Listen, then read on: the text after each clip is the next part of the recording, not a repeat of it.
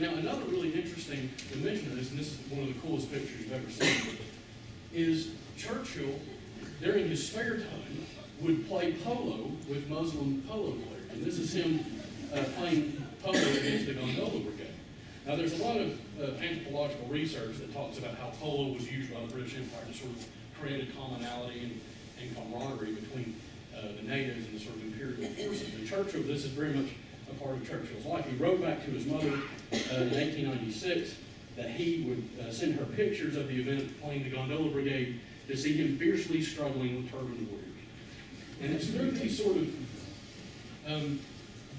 of things that Churchill develops a sort of unique, I'm going to say, Churchillian perspective on Islam that sort of differentiates him slightly from several of his contemporaries. Actually gone out and has actually fought with and served with and developed camaraderie with Muslims, gave him a sort of appreciation for the Islamic world that many of his contemporaries who would later become leaders did not have.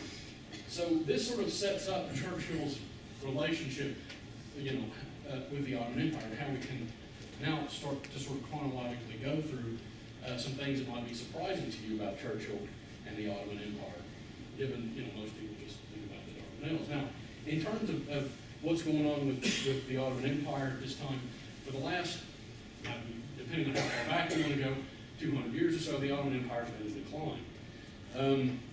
And it sort of in the latter half of the 19th century, the Ottoman Empire undergoes a sort of a brief resurgence, for lack of a better word. They started winning very small wars with Greece and things like that, and it started sort of being on an upswing. One of the interesting things that sort of shows up as one of Churchill's first reflections on the Ottoman Empire is he gets in correspondence with his mother, he gets in a discussion with her about being interventionist or non-interventionist. And Churchill's mother very much takes the position of Churchill's father, that in order to maintain the concert of Europe, this is after Turkey had annexed Crete, that basically it wasn't Britain's business. There was no reason to go in and sort of fight the Turks over the way they were behaving, and because it would sort of knock the concert of Europe out of swing. Well, Churchill writes his mother back and really rebukes her and says, this is not only wrong, it is foolish. It is wrong because it is unjustifiable to kill people who are not attacking you, and because it is abominable action which prolongs the servitude under the Turks of the Christian races. So what's really interesting here is that Churchill's sort of taken a liberal stance against his mother's taking kind of a Tory stance. But after these really passionate letters back and forth, within 1 month, in fact, within 15 days, Churchill writes to his mother right after Turkey officially declares war on Greece, and tells his mother that he's decided to fight with the Turks against the Greeks, which is remarkable. He completely reversed his position. He wrote to his mother, and this sort of gives you a look into Churchill's psyche as a young man, that he's decided to fight with the Turks against the Greeks because the Turks are bound to win. They have enormous strength, and they'll be in the offensive the whole time. So basically, Churchill has completely changed. His moral conundrum no longer exists for him at all. He's happy to just go out and run rampant because the Turks are going to win. Now, one of the interesting stories that comes out of this is that Churchill was on a transfer boat at the time with Ian Hamilton, who later becomes General Ian Hamilton, who led the British troops at Gallipoli. And Ian Hamilton, Churchill remarks in his early life, he thought he was too sentimental, thought he was too romantic, and he was quite into classical literature. So Churchill said that he went and served with the Greeks. And he and Ian Hamilton had several arguments over dinner, basically got into fights during this journey they were on. Churchill, accounting for his own opinion, said that he was raised thoroughly a Tory, and because he was raised a Tory, he was going to fight for the Turks. And this apparently not having any greater thought than that really upset Ian Hamilton quite a bit. But Churchill, as we saw, was in for blood and glory. What's interesting is by the time they reached land, the war was over. And so Churchill never really got to serve with the Turks, but he was going to go fight for the Ottoman Empire, which I think is really remarkable. Once Churchill entered Parliament, if we flash forward for 7 months, 7, 8 months, something really interesting happens in Turkey. As a part of its sort of upswing, it undergoes a sort of coup.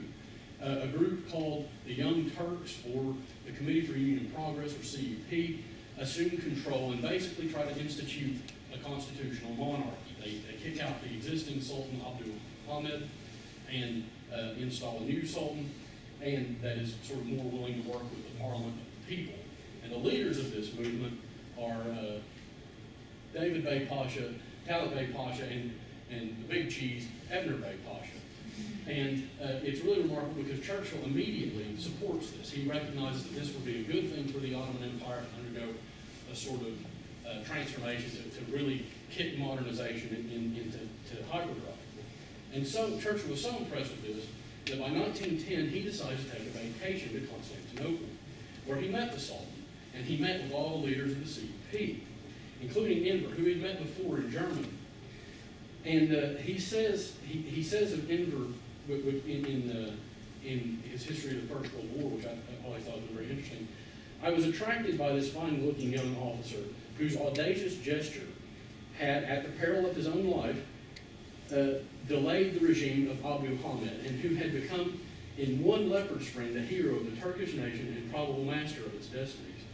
Had it been possible for the main lines of British policy to have been in more accord with legitimate Turkish aspirations, I am sure we would have worked agreeably with Ebner Bey. But all the puppets in the world tragedy were held too tightly in the grip of destiny. So it's very interesting that Churchill forms and is immediately drawn to Ebner. They got on very well. In fact, this is a picture of Churchill. This is one of those pictures that's really cool. Churchill out hunting in a hunting party in Turkey. But this is what's particularly interesting. Here you can see Winston Churchill, and this is Talat Bey Pasha and David Bey Pasha, and that might be Ebner Pasha. I can't really tell. I haven't confirmed that yet. I'm just going by the mustache. But this is a remarkable photograph. I mean, you have Winston Churchill literally in a picture with the leaders of the Ottoman Empire before the First World War. And while he's in Constantinople, Churchill strikes up a real friendship with these guys and carries on a correspondence with them that even lasts till after the First World War. Churchill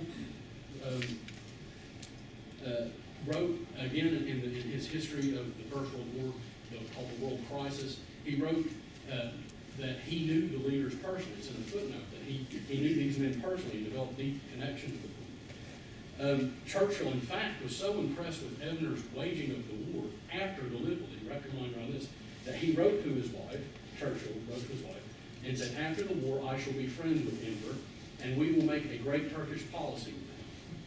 This is really remarkable. So prior to the war, Churchill had struck up such a strong friendship with David Bey Pasha that David Bey Pasha approached Churchill informally in 1911 to feel him out to see if Britain would be interested in forming an alliance. Now, Churchill jumped on this idea. He was very excited by this. What was going on was the Italians had invaded Libya, which at that time belonged to the Ottoman Empire. So Churchill immediately wrote to Lord Grey and urged Lord Grey to take the alliance on the grounds that the Italians had committed atrocities in Libya, and because Turkey, quote, has much to offer us. We must not forget that we are the greatest Mohammedan power in the world. We are the only power that can really help and guide her. But of course, Lord Grey refused. Again, as Churchill said, the grip of destiny was too tight. Lord Grey refused to listen to Churchill, and as a result, this further alienated the two greatest Muslim powers. Despite this setback, though, Britain continued to have economic relations with the Ottoman Empire. Britain won a contract to build ships and ports for the Ottoman Empire. But this all goes sort of awry. The final nail in the coffin was, as the war approached, it became obvious that Europe was going to blow up into a war.